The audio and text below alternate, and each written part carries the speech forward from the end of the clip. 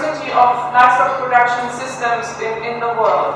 And if you really simplify it, you can say, you know, at one end is the high input specialized livestock production on an industrial level, where you give very high inputs in terms of concentrate feed, in terms of genetics, in terms of housing, and in terms of additives to the food. At the other end, you have the type of livestock production that was maybe described for Iraq and also to some extent for Namibia, which concentrates on on utilizing the local vegetation optimally, which is based on locally adapted breeds, and where there's also a lot of human care input, where the animals get a lot of attention. This is a kind of an ecological system which is in tune with the locally available resources, and the output from that you get is not as high as the output you get from the industrial systems, but by contrast, this is also kind of long-term sustainable. We are having 33 breeds of cattle itself. Likewise for goat, sheep, pigs, poultry, we are having tremendous diversity. And diversity is one factor in organic animal husbandry, or in fact organic agriculture says a lot about diversity of species, breeds. Breeding associations all over the world still breed for the highest yields.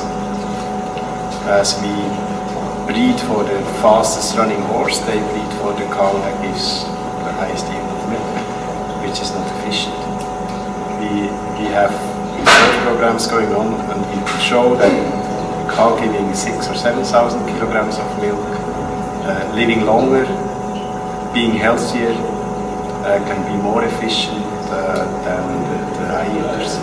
So we have to rethink also that we have to optimize and maximize the systems. Native breeds do well in organic systems. If we are promoting organic animal husbandry, that we can conserve in a way the native breeds. So then if native breeds are being used, then we may have less animal health problems.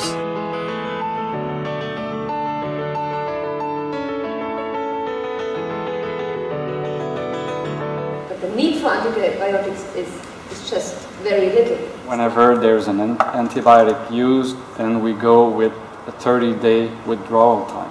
Maybe once in a lifetime usage, having a vet only administer the antibiotic, and maybe even having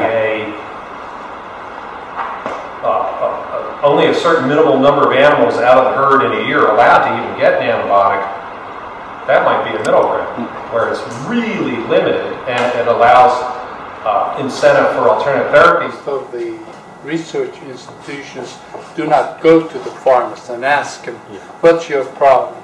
Give us the problem, we'll solve the problem. We had a kind of structure with farmers in it and other people from the organic sector, so from the feed mills and the egg traders, and also animal protection organization was in there, and they could every year together decide what research questions are important.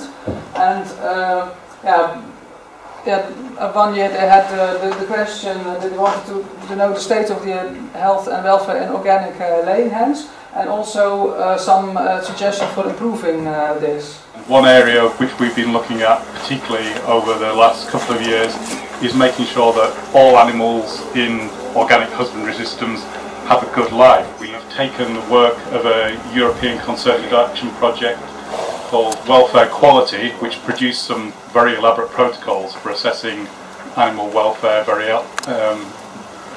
very rigorously through observation of the animals and how they are. And our project is called Assure Well. We're working with animal welfare organisations in the UK, the Royal Society for Protection of Animals, and the farm assurance schemes in the UK, and we are developing protocols that can be used in on-farm inspection to assess the welfare of animals. We've already introduced this for laying hens and for dairy cattle, and later in the year will be for pigs as well. Die Abkürzung für Community Supported Agriculture ist CSA. CSA meint, dass es eine direkte Absprache zwischen Konsumenten und Erzeugern gibt.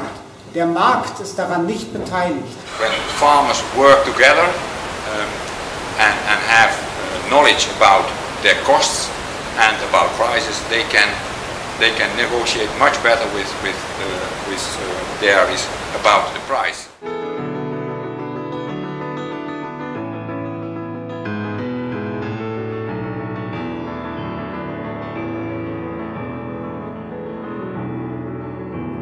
One of the big issues that is facing all animal production are greenhouse gases and particularly methane output.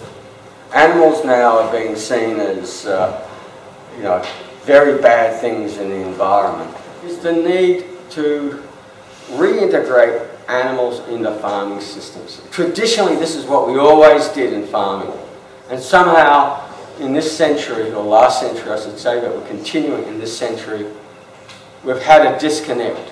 We need to bring animals back in, and what I'm going to show you here is also why it's actually beneficial for reversing climate change. Unlike the orthodoxy was blaming animals and talking about having methane taxes, New Zealand was actually looking at having what they called a fart tax on sheep, seriously, on their methane output.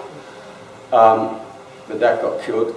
But there's seriously looking at penalising animals in farming systems. So we need to reverse that and actually show that animals in farming systems will help with both adaptation and mitigation of climate change. In all farming systems, whether it's mixed farming or whether it's only grazing, that if you have a grazing or a pasture system, you will sequester and build up carbon faster than just cropping.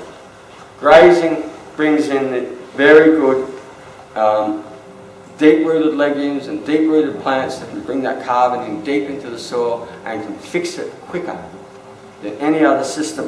Climate change will continue because of agricultural damage to land, desertification. So there is literally nothing I can think of more serious to sustain civilization than learning to run livestock properly.